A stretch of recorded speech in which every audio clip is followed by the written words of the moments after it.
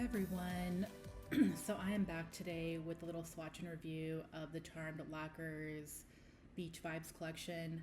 I'm just going to kind of let the footage roll so you can see it for yourself, and I'm going to kind of speak more broadly and then maybe, pinpoint a few things, a few critiques, both positive and negative, about this collection. This collection was done in collaboration with Lizmo, who I'm sure that if you are at all in the periphery of the nail polish community, you know who that is. She has a pretty big following on Instagram. I believe she makes content here on YouTube as well. She has her own little like scrunchies that come with a cuticle oil that she's been like making pretty recently. I haven't actually checked that out myself, but I plan to sometime soon. But she and Janex, I guess, got together, and Lizmo kind of gave feedback on colors and the colors of the charms and things like that. And overall, I just think they did a really good job together. I was just really excited about this collection. I love, anything rainbow. I love neons. The charms are all super cute. And so overall, just a really solid job with the collection. In general, I really do like Charmed Lacquer's formula. I know Janexa at one point on one of her Instagram posts said something about like not liking the word juicy to describe her formula, but I don't really know how else to describe it. It is a very like plump and kind of juicy formula to me. And again, just very consistently good. Like I don't think I have a single polish from her brand that I don't like or had a hard time with or I felt was patchy. I feel like all of them are just solid, and especially two coats. These polishes are also really good to use for nail art. I did do one nail look it's on my Instagram, using these polishes to kind of do like a rainbow themed manicure, and I just thought it came out super cute. And again, the polishes are just really easy to use, really solid formula, very consistent. And all these polishes were, I believe, pretty good in two coats. I think the yellow might have been the only one that required three. But I think that was just like also being super picky. And we'll see that in a second here. But my main critique in general is just that I wish that, and this is about like all the neons that came out this year, but I feel like everyone was putting out more of these reddy, warm tone purples, and I kind of wish that there had been something that was maybe a little more cool tone leaning. Like I think about Guilty Pleasure from the Cirque Vice 2024 collection. I really love that tone of the purple. Not that I hate the tone of these purples, but I just kind of wish that I had seen more of that this year, because I feel like almost every collection that I saw was more of this like warmer, reddy tone purple. And so that is just one like edit maybe that I would make, but also not really, because I just also feel like if we were to add that tone of purple to this collection, it just wouldn't fit. So yeah, I mean, yeah, it's more like a personal wish list, a subjective wish list, and not, I don't know, not like anything super serious. This is the yellow. Like as you can see, that's one coat, and it's pretty good for one coat. Yellows are really hard to formulate, from my understanding, and I haven't really met any yellows that were like opaque in one coat. So I feel like it was pretty impressive that this one was pretty close to opaque in just two coats. I did do a third, I think, just for demonstration purposes, but I also think that this could have been okay in just two coats. Like, to me, that's pretty acceptable. But yeah, just more, I don't know, fodder. Like, I'm going to keep saying the same thing over and over again, because again, I just felt like the entire collection was just very consistent from a formula perspective.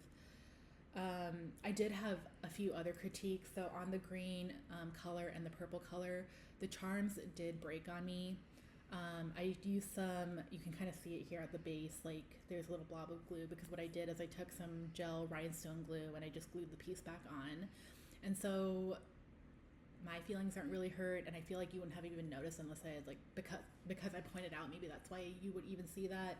But it's like just a minor thing that, I don't know, just something to point out. There was a design flaw with some of these, and I did reach out to Janexa, and she did give me a credit to the store. So again, my feelings are not super hurt over that. But again, just a critique that, I mean, I don't know. It's like, these are, I don't want to have to baby a polish when I'm using it, baby a bottle at least. And so that's just like the one critique that I have. It doesn't affect the formula or how the polish works, but it just kind of affects like I buy Charmed Lacquer partially because of the charms. Like that's part of the like brand image. And so I guess like that's why it matters to me. But again, nail polish is a frivolous thing. It's something that, I participate in for fun. And so, like, is it really serious in the grand scheme of everything that's going on in the world right now? No. But again, just a critique of, I don't know, something that I just wish hadn't happened. I don't know. Yeah. I hope you get what I'm saying. But yeah, in general, still a very cute charm. Did not, like, once I fixed it, it was barely noticeable. Like, the little defect of it was barely noticeable. So I just can't really complain any further about it other than to point it out to anyone who's ever interested in this collection. The blue and the purple in this collection I was very curious about because I wanted to compare it to the existing blues and purples that were in the catalog. So there is a blue that I think launched with the very first collection that Charmed Lacquer put out with the Cranbox collection, and I was kind of just curious to see how similar this blue was to that blue. I am someone who's kind of like a completionist. Like, I definitely always, want the full collection and I want every shade of blue, but I'm trying to also move away from that because for me, as someone who's just like a hobbyist who just enjoys nail polish, I don't need every single shade of blue that exists. And the two blues that I'm going to compare here in a second, like, are they dupes? No. Do I need both of them in my collection? No, because I feel like if I were to take away one or, I could still use the other one in its place and it would still serve its purpose in terms of a blue in my collection. So yeah, I don't know, something I guess to note, because I don't know, I'm trying to become a little bit more minimalistic in terms of this hobby and saving money and things like that. And so, yes, I do have both of these blues. Do I necessarily feel like I need both of them? No. Which one would I choose? I think I would choose the neon, the one that's called No Coastal Blue. And I guess that's really hard because I really do like the blue tone of the other one. But I think just in terms of the one that I would wear the most or get the most use out of, yeah, I think honestly I would get the most use out of the Cranbox collection one. So that's the one that I would choose. And then here you can also kind of see on this charm that there's like glue surrounding the base of the straw where I try to fix it. Again, it's barely noticeable to me. This was my favorite charm out of all the charms in this collection. I just think it's so cute and there's like so many tiny details to it that it's my favorite. And I also just really like purple. But yeah, I liked this color as well.